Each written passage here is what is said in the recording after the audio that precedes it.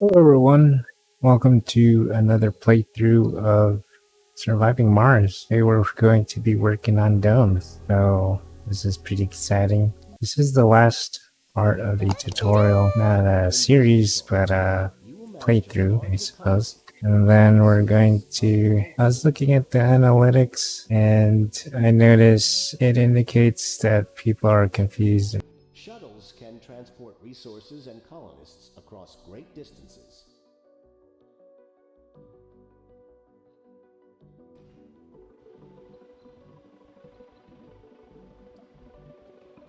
With what to watch. I have a lot less views since I've been putting out double content, and I think because of that, it lowered the discovery of my particular genre of videos, which is city skylines and do it yourself, right? And the Kerbal Space Program. But still, people did favor surviving over the latest City Skylines episodes.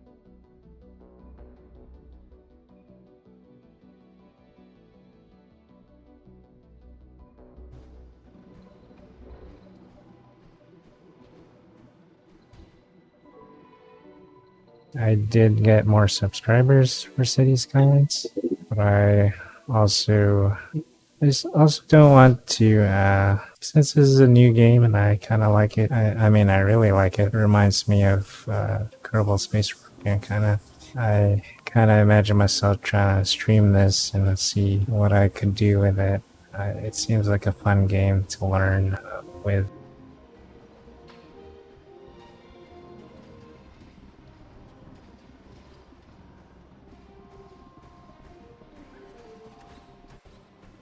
There are no colonists in the mining dome.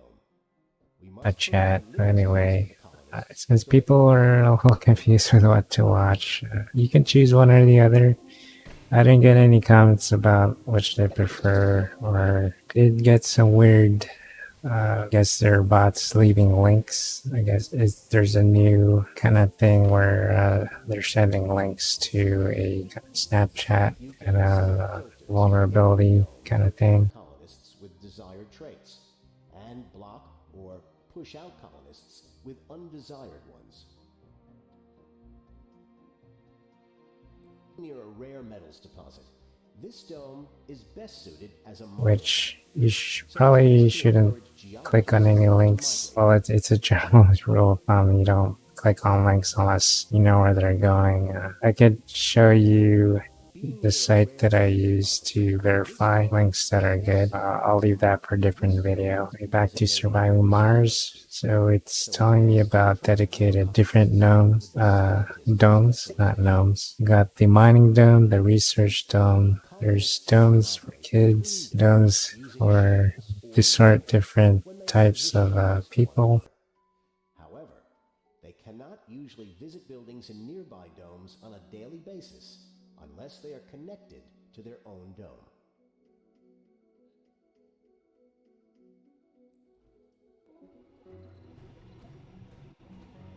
If you have aged citizens or colonists, you can put a retirement down. These people don't really contribute to the society, or and then there's people that are homeless, which is strange because if you're homeless on Mars, it's going to be hard to live outside because you kind of have to survive. It's a weird notion. I don't know.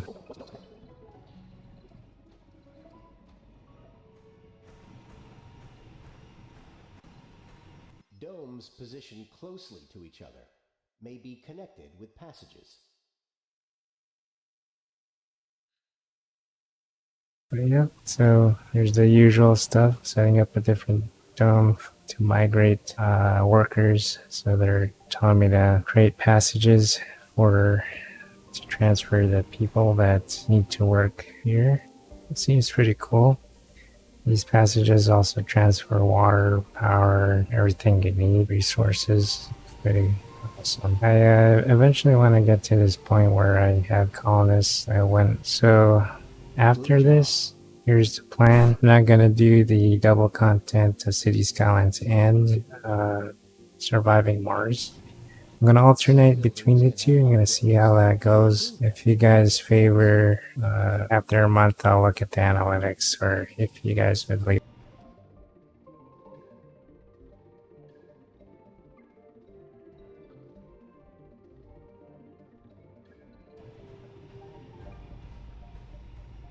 a comment. A lot of people don't comment, but you let me know which you prefer. I'll adjust accordingly. But for now, we're gonna alternate between City Skylines and Surviving Mars. So if you do the math, so it's about every 3 or every 4 videos is a Throwback Thursday or a Tinker Tuesday. So that gives me 2 days of content each for each kind of game. Eventually, I'm going to have 3 games to play. I'm thinking of another game, but I don't want to. I want to slowly transition into another game. You've primarily seen me play City Skylines.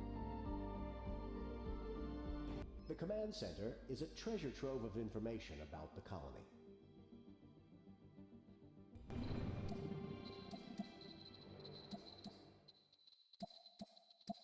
Now you're seeing me play Surviving Mars. I used to play a lot of Kerbal Space Program. Might bring that back too, but I want to keep the space thing going on. I want to keep preparing for green energy or the future type of thing. So might keep it within the simulation future kind of thing. Welcome to Mars.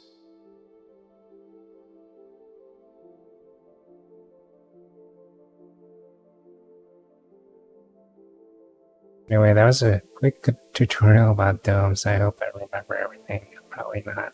But here, since this is the very last one from this tutorial, I kind of got it better. I'm starting to develop patterns. So I'm picking a research thing like in the beginning. I'm looking at where there's water. So I'm sending the orbital probe, found some water.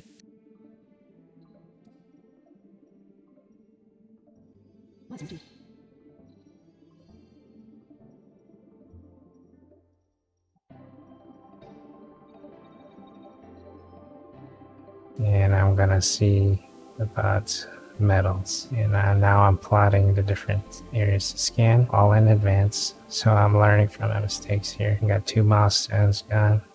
Now I'm landing my rocket. So the new thing that I learned from the previous episode is my past self from the future thinking out loud. So I'm gonna implement that. I'm gonna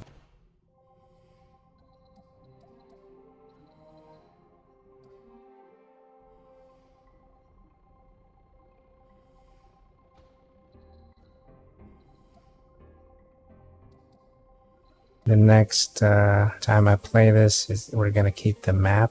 We're gonna make it into a series, I guess. I do need to create a little pop-up, or what do you call it? A lower third for this game.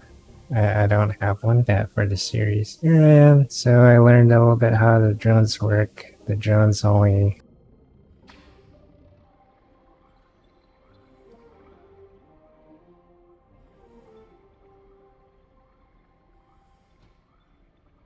collect things if there's a depot, and if I put a little the slider up that it needs to go somewhere here. Seeing the thing that I have a blueprint for, or I forget what they're called. It's in my inventory. What's it called? It'll come back to me. But using that power source, I'm probably gonna make everything compact and closer together.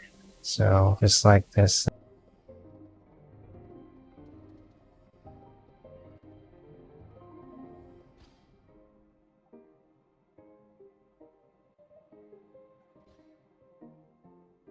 Thing here. This is the tracking unit, but being close together should be fine. Here, the battery between those two, waste, what do you call it? The thing for the waste rock. Here's the trick that I learned. I don't need to put hundreds of pipes, or so those little icons that are yellow, I thought that I needed to put pipes on there. I just those just indicate where a pipe needs to touch. Doesn't mean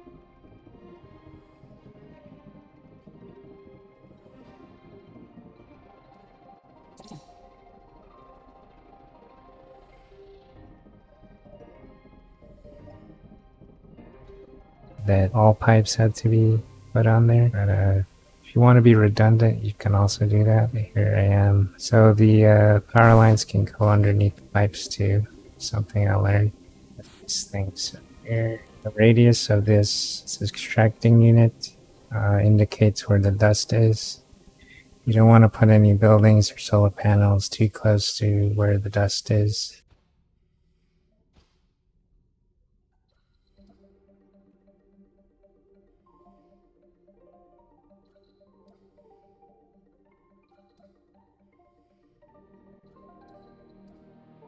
Supplies here. You have these random missions that pop up. The extract. I forget what this says. Basically, if you pick one of these things, you get that certain thing, a certain perk for your game. I don't have any colonists now, so I think I picked something with robotics or automation. It's not too bad to have.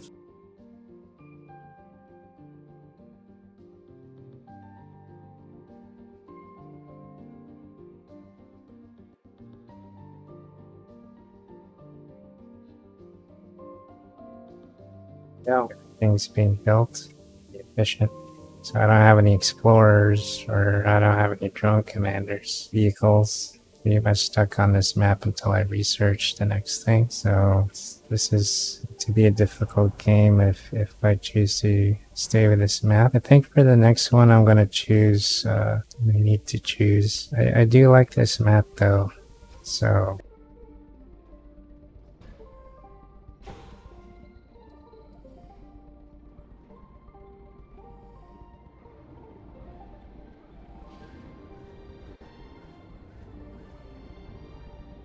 I will probably pick the same options if I can remember them, but I'll write the different stuff in the description below. So you want to follow along with me, can. It's not exactly going to be the easy mode. I do challenges, or I try to challenge myself at the very beginning, but not too much.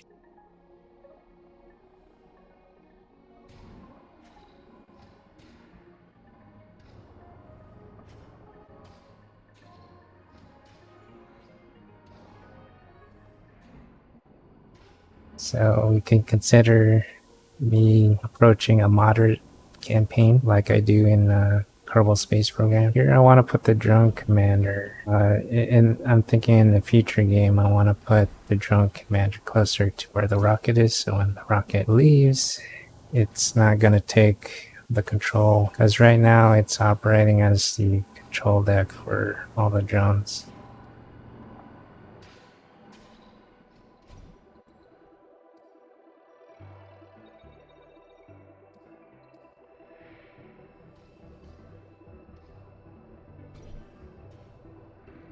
But, if I keep this map, I don't want to see how far I can get doing this map and only having the transporter. That it will make things challenging, definitely.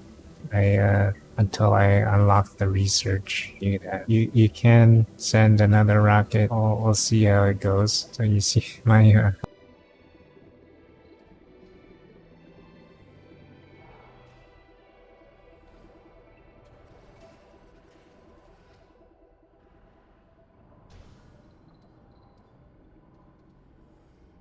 drones. I thought they were lazy, but they're out of power. So another drone can actually revive or recharge the other one.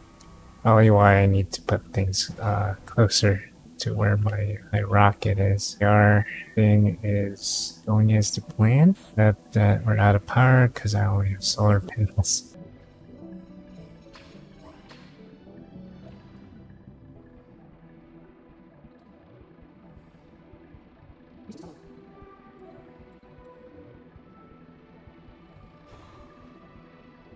So these wind turbines do operate day and night. there's wind day and night, they work faster, or they have more production when there's a sandstorm, which obviously it also causes a lot of damage. There's that power plant that I brought as prefabricated as swords. I have a prefabricated thing that I brought with me in the ship.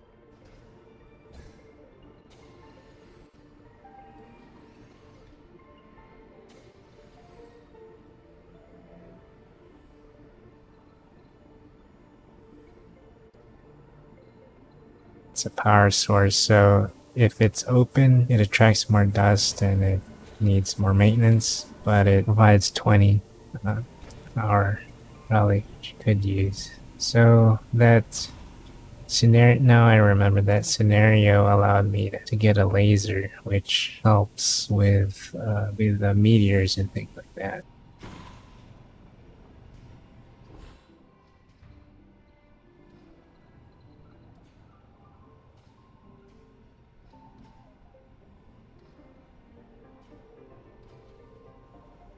I haven't seen it in action, but I think it does utilize a lot of power. I think it said it uses 10 to shoot. So even if I had it, and if I didn't have enough power, it's going to be useless. Eventually I'll have a good amount of power here. I'm going to put a battery here in the center. The next episode is going to be the City Skylines, or this one. Let's see. I really want to see how my metrics truly are.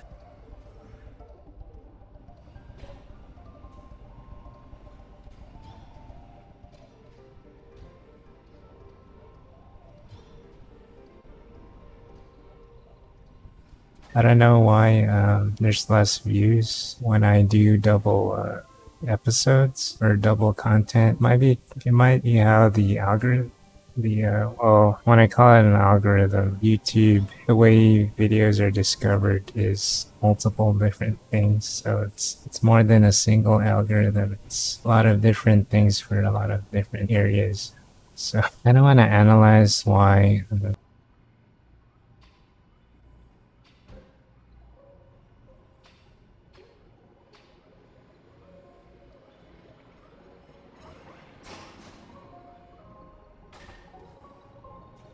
Because I know people do upload more than one video and they get the same amount of stuff or views. Maybe because I'm a smaller channel that the discovery thing gets confused. So I'll have to figure that out. Yeah, so I am thinking just doing a single episode would be good instead of outputting two.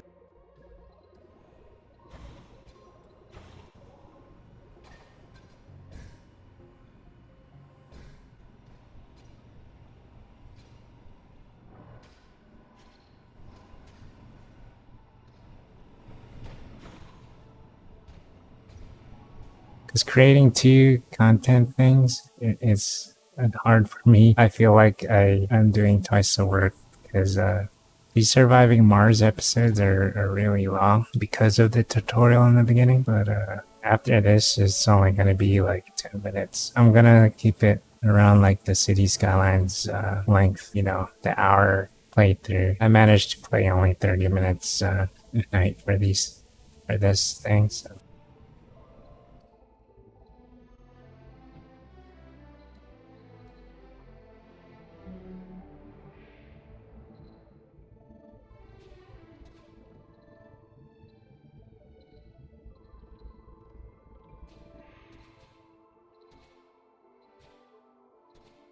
So planning my resupply ship, seeing how much it costs. Wondering if it's too soon to do that. I only have a single rocket, so let's see. Anyway, I hope you guys like these episodes. Let me know with a like. If you like this content, and if you do want to see more of it, I update every 3 days. Hit that subscribe button, ding that bell, and I'll see you in 3 days. This is John Nezodam signing out. Take care, stay safe. Remember, you're essential.